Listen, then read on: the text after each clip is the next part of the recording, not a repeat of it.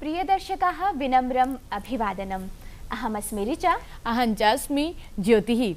ऋचे, अद्य कैः विशिष्टगुणैः समलङ्कृता अस्माकं वार्तावली इति सूचयतु। सूचयामि। अद्य दर्शकानाम् आमोदनाय विशिष्टैका पञ्चतन्त्रीया रोचककथा प्रस्तूयते। तथा च नहि त्वं मां विस्मारयितुं क्षमसे इत्यस्मिन् अद्य अस्ति प्रथम भारतीय चलचित्रस्य निर्माता सुविख्यातः दादा साहब फाल्केः। चलचित्रजगतः सर्वोत्कृष्टः पुरस्कारो हि यस्य नाम्ना प्रदीयते।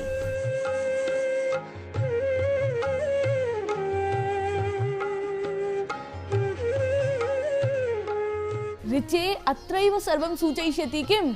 अलमति विस्तरेण। वार्तावल्याः आरम्भे सुमधुर सुभाषितस्य अस्माकं परम्परा नैव त्यक्तव्या। तथैव नहि त्यक्तव्याः अस्माभिः जीवने कदापि केचन गुणाः। एहि अवलोकयन्तु गुणान् तान् सुभाषितमाध्यमेन। षट् गुणाः पुरुषेणेह त्यक्तव्या न कदाचन। सत्यं दानमनालस्यम् अनसूया क्षमा धृतिः। सदा सत्य बोलना, खुले हृदय से दान करना, आलस्य और ईर्ष्या भाव से दूर रहना तथा क्षमा और दृढ़ता से युक्त होना, मनुष्य को ये 6 गुण कभी नहीं छोड़ने चाहिए। A person should always follow the 6 qualities of truthfulness, generosity, tolerance and firmness, staying away from jealousy and sloth. सत्यं। षड्गुणैः एतैः समलङ्कृतं जीवनमेव वस्तुतः सुजीवनम्। दर्शकाः, जीवनमार्गे एव सन्ततं जायमानाः विविध देशान्तरीय घटनाः अवलोकयन्तु।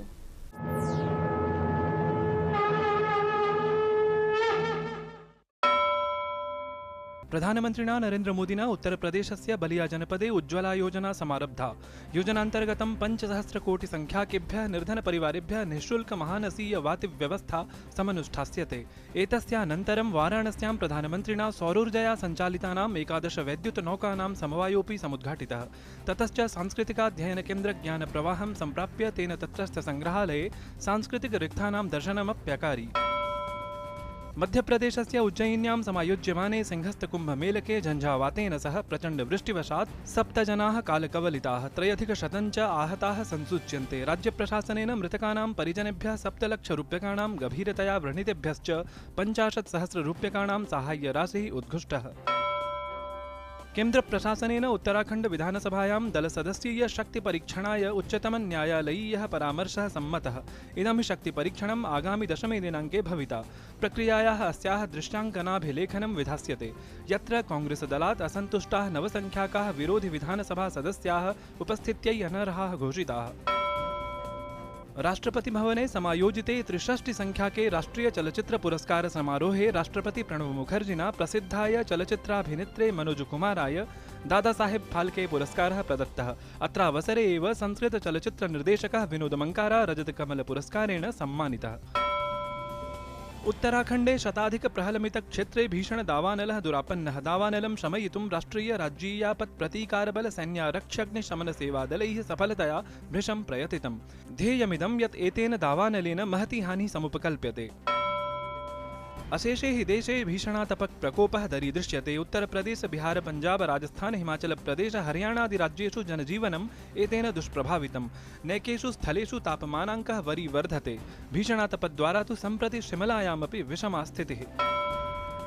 अगुस्ता वेस्टलैंड उदग्र विमान प्रवञ्चना प्रकरणे व्यवसायिना गौतम खेतानेन गेरोसा हैश्के इत्याभ्याम् उत्कोचग्रहण विषयः स्वीकृतः। पूर्व वायुसैन्य प्रमुखात् एसपी त्यागिना सहापि प्रवर्तन निदेशालयेन परिपृच्छा व्यधायि। संसदीय कार्यमन्त्री वेंकैया नायडुः समसूचयत् यत् प्रकरणेऽस्मिन् नैकोऽपि दोषी सहिष्यते। अन्ताराष्ट्रियमुद्राकोषेण एतत् सत्रमुद्दिश्य भारतस्य आर्थिकविकासः 7.5% यावत् स्थातुं समाकलितः। एतत् संस्थानुसारेण ईन्धनमूल्यापचित्या भारतस्य आर्थिकस्थितिः समेधमाना इति प्रख्यापितम्। तुर्कीदेशस्य प्रधानमन्त्रिणा अहमद दावूदोगलू वर्येण स्वीयपदपरित्यागः समुद्घुष्टः। साम्प्रतिकराजनीतिपरिदृश्ये देशस्य राष्ट्रपतेः इतोपि प्राबल्यं समनुष्ठितुम् एतस्य समुद्घोषणेयं परिभाव्यते। साम्प्रतम् आगामि 22 दिनाङ्के नूतनप्रधानमन्त्रिणः निर्वाचनं समनुष्ठास्यते। ऋचे यदि अवधानेन पश्यामः तर्हि जीवनस्य प्रत्येकं प्रभागे गणितस्य एव प्रभावः दरीदृश्यते। परं न जाने कथं गणितमिति श्रुत्वा जनाः पलायन्ते। सत्यं ज्योतिः, अहमपि एवं मन्ये। अस्तु, त्वमेव वद, 75 संख्यायाः 75 संख्यया सह किं तावत् गुणनफलम्? सूचयामि। इयान् विलम्बः। अस्य तु उत्तरमस्ति 25,600,500 इति। जानासि, अत्र मया वैदिकगणितसूत्रं प्रयुक्तम् एकाधिकेन पूर्वेण।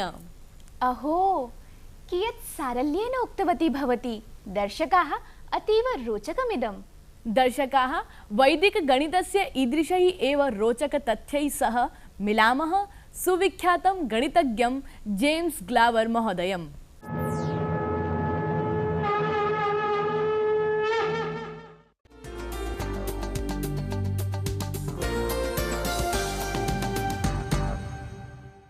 Today we have with us Mr. James Glover from UK. He has more than 30 years experience in the study and teaching of Vedic mathematics. Namaskar sir. I welcome you to our special Sanskrit program Vartavali. Thank you. Mr. Glover, at very first I want to know what attracted you to Vedic mathematics? Well, that was a long time ago. It was in the mid-1970s. And the famous book, Vedic Mathematics, by Shankaracharya Sri Bharati Krishna Tirtha, was published about 10 years previous to that. Okay. And it was through my interest in Advaitic philosophy, through the School of Economic Science based in London, that I first hit upon Vedic mathematics of the Shankaracharya. So I began to study it, and what was very attractive about it was that it is a unifying and a very holistic system. What are the similarities and differences between today's mathematics and Vedic mathematics? All of today's mathematics has sutras behind it. So Vedic mathematics is not exclusive. It is not that there are two systems of mathematics. That is wrong thinking. Yes, Vedic mathematics has some alternative methods of calculation, but that is only one part of what Vedic mathematics is. When you solve a mathematical problem, there is a thinking process going on. Now, by whatever means you do it, there will be a sutra, if you do it this way, another sutra behind your thought process, if you do it that way. It doesn't matter whether you're using one of his methods or you're just using conventional maths.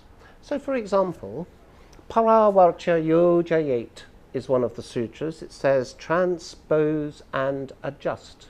When you divide a number by a fraction, you flip the second fraction and change the sign to a time sign. Right. This is transpose and adjust. Paravarcha Yojayet.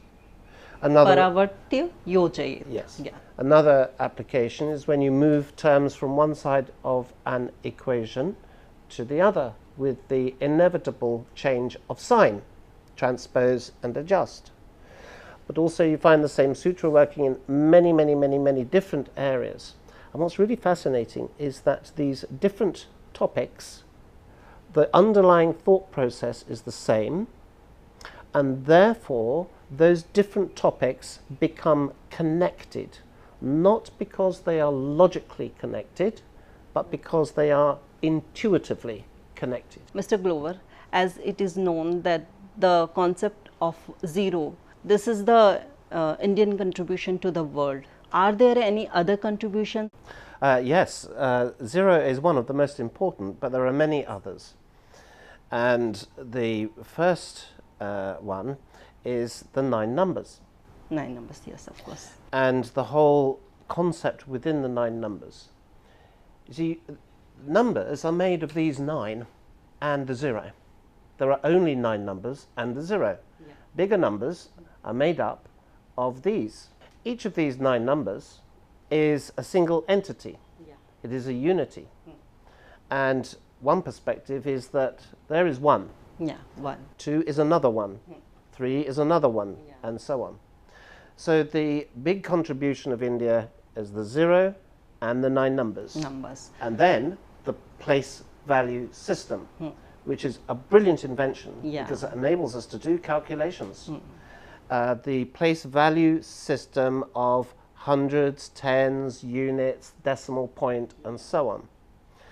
There are many other contributions of Indian mathematics which are not, which are potential contributions. They're not well known about. For example, there is a huge amount of mathematics untapped in Sanskrit from the Kerala School of Mathematics. And some of the work at the Sanskrit faculty of the IIT in Mumbai, is working on this to release some of the knowledge that is there.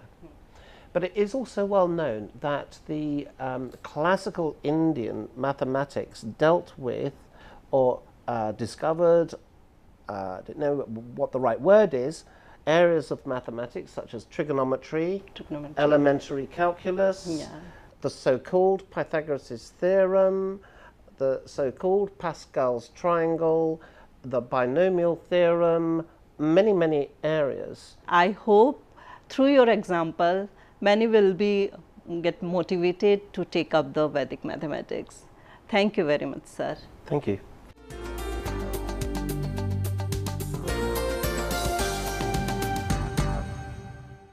ऋचे, यदि सर्वेषां कृते वैदिकगणितस्य मार्गः प्रशस्ति भवेत् तर्हि सर्वे एव सरलरीत्या कठिनगणितप्रश्नान् झटिति समाधातुं सक्षमाः स्युः।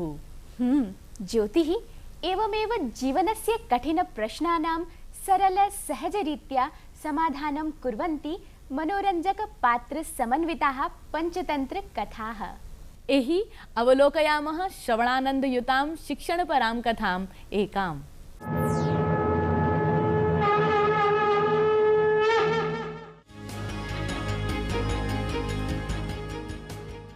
नमो नमः। देवगणपूतायां ऋषिगणसाधितायां संस्कृतभाषायां निहितस्य नैतिक व्यावहारिक बोधप्रदकथासाहित्यस्य उपयोगं विधाय सामान्यप्रजानां रञ्जनात्मकप्रबोधनं हि पुराकालादेव भारते प्रचलितमस्ति। इयमेव बोधनपरम्परा नानाविधमनोरञ्जनपूर्णसञ्चारमाध्यमसङ्कुले यन्त्रसुखप्रधाने मिथस्पर्धमाने आधुनिकेऽस्मिन् युगेऽपि कथाकथनशैल्यामेव विकासम् आप्नुयात् इति विचार्य एव प्रस्तूयते अद्यतनी चित्रग्रीवहिरण्यककथा। अस्ति गोदावरीतीरे शाल्मली तरुः। तत्र नानादिग्देशाद् आगत्य रात्रौ पक्षिणो निवसन्ति। अथ कदाचिद् अवसन्नायां रात्रौ लघुपतनकनामा वायसः प्रबुद्धः आयन्तं व्याधम् अपश्यत्। सः तदनुसरणक्रमेण व्याकुलश्चलितः। अथ तेन व्याधेन तण्डुलान् विकीर्य जालं विस्तीर्णम्। सः च प्रच्छन्नो भूत्वा स्थितः।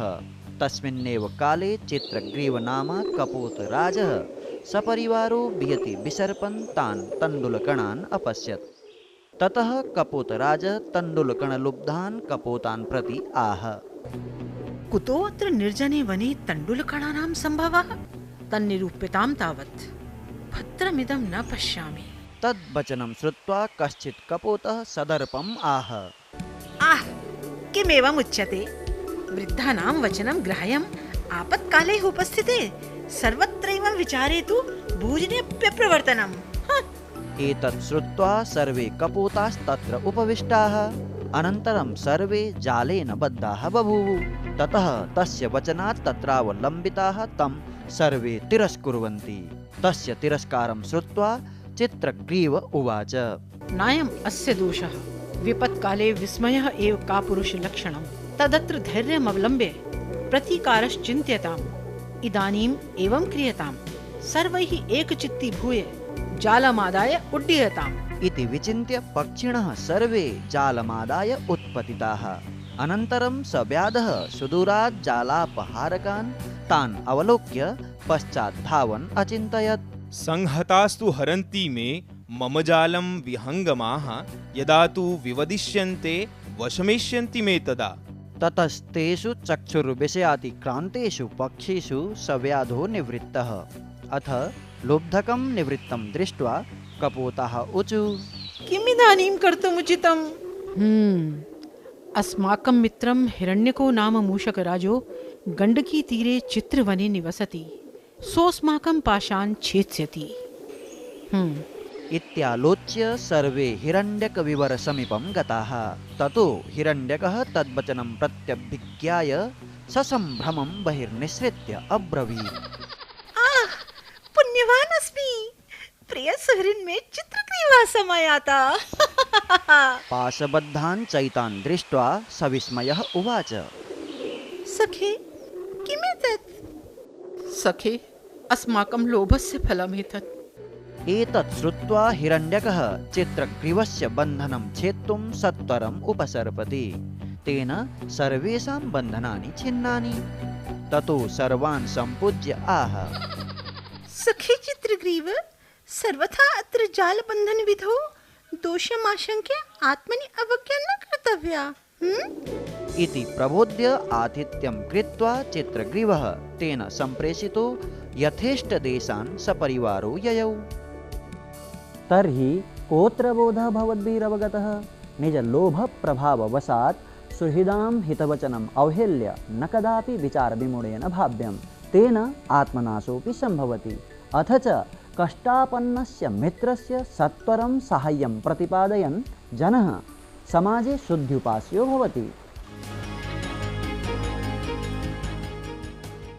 ज्योतिः सम्प्रति कथायामेव निमग्ना न भवतु।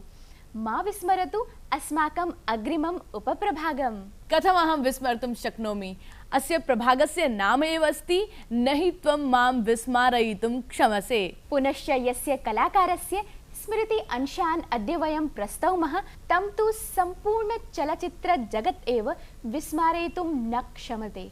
सत्यं, प्रथम भारतीय चलचित्रस्य निर्माता, न केवलं निर्माता, लेखकः, छायांकनकारः, अभिनेता चापि अयमेव आसीत् प्रथमः दादा साहब फाल्के वर्यः।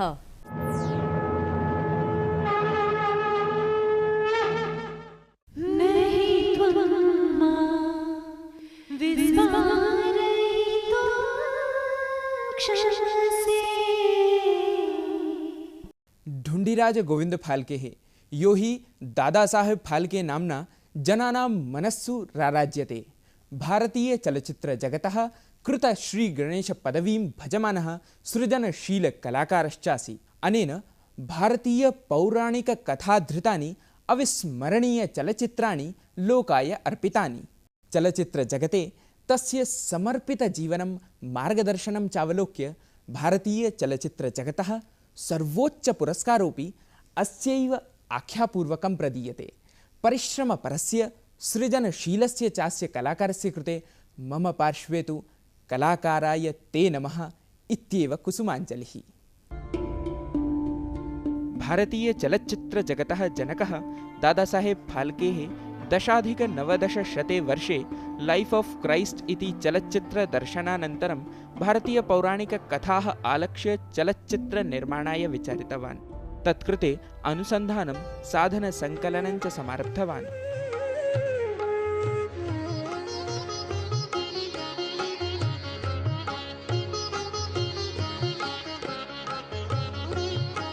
तपसः परिणाम एव यत् 13+19 शताब्दस्य मे मासस्य तृतीये दिवसे भारतीय चलच्चित्र जगतः प्रथमं राजा हरिश्चन्द्र इति नामधेयं चलच्चित्रं दर्शकानां नेत्रपथमागतम्। मूकचलच्चित्रयुगे फाल्केः नैकानां सफलचलच्चित्राणां निर्माणमकरोत्। सत्यपि समाह्वानपूर्णे चलच्चित्रनिर्माणक्षेत्रे दादासाहेब फाल्केः नैराश्यं स्वपराजयञ्च नैवाङ्गीकृतवान्। चलच्चित्रनिर्माणे, निर्देशने अथ च पटकथालेखने यत् पदं तेनोपस्थापितं तमेव पश्चाद्वर्ती चलच्चित्रनिर्मातारः अनुसृतवन्तः।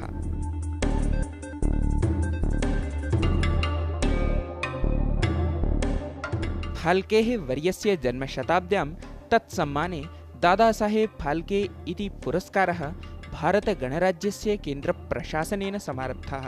तदनन्तरं प्रतिवर्षं चलच्चित्रजगति उत्कृष्टयोगदानप्रदात्रे पुरस्कारोऽयं प्रदीयते। भारतीयचलच्चित्रजगते दादासाहेब फाल्केः वर्यस्य योगदानं तु अविस्मरणीयमेव।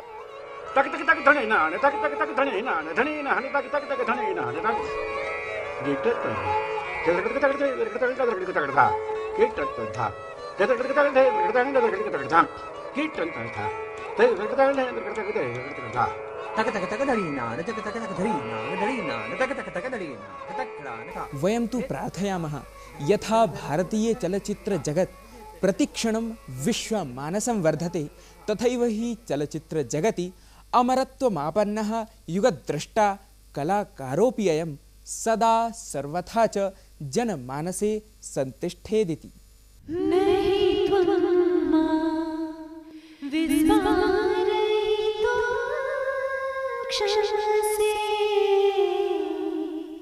वस्तुतः चलचित्र जगतः अयमेव नेता प्रणेता सूत्रधारश्च अस्ति। वयम् अस्मदीयान् दर्शकान् पुनः एकवारं स्मारयामः अस्माकं स्पर्धागीतम्। एक लड़की को देखा तो ऐसा लगा जैसे खिलता गुलाब, जैसे शायर का ख्वाब, जैसे उजली किरण, जैसे वन में हिरन, जैसे चांदनी रात, जैसे नरमी की बात, जैसे मंदिर में हो एक जलता दिया। गीतम् एतदपि न कोऽपि विस्मारयितुं क्षमते। 1942 ए लव स्टोरी इत्यस्य चलचित्रस्य गीतमेतत् सर्वश्रेष्ठ पार्श्वगायकाय फिल्म फेयर पुरस्कारं, स्क्रीन अवार्ड पुरस्कारं, सर्वश्रेष्ठ गीतकाराय फिल्म फेयर पुरस्कारं चापि अधिगतवत्। अस्य गीतस्य गेयतानुकूलमौलिकानुवादः भवद्भिः आगामी 9 दिनाङ्कं यावत् अस्मभ्यं प्रेषणीयः। निर्णयघोषणा च तदनु मे मासे 14 दिनाङ्के विधास्यते। भवतां गीतानुवादान् पत्राणि च वयम् औत्सुक्येन प्रतीक्षामहे। सम्प्राप्तेषु पत्रेषु च तावत् अशोकः ट्विटर सन्देशद्वारा कथयति, वार्तावली कार्यक्रमः सर्वदा अतीव रुचिकरः भवति। अयं कार्यक्रमः न केवलं संस्कृतज्ञेभ्यः अपि तु सर्वेभ्यः अस्ति। साधुवादाः। निशान्तो ब्रूते, अहं डीडी न्यूज़ वाहिन्याम् उच्चस्तरीयं वार्तावली नाम संस्कृतकार्यक्रमं दृष्ट्वा अतीव आह्लादितः अभवम्। एतदर्थं धन्यवादः सर्वेभ्यः। भूरिशो धन्यवादः महोदय। जगदीश धापि स्वीयोद्गारं प्रकटयन् वदति, अहं प्रतिसप्ताहं वार्तावली कार्यक्रमस्य प्रतीक्षां करोमि।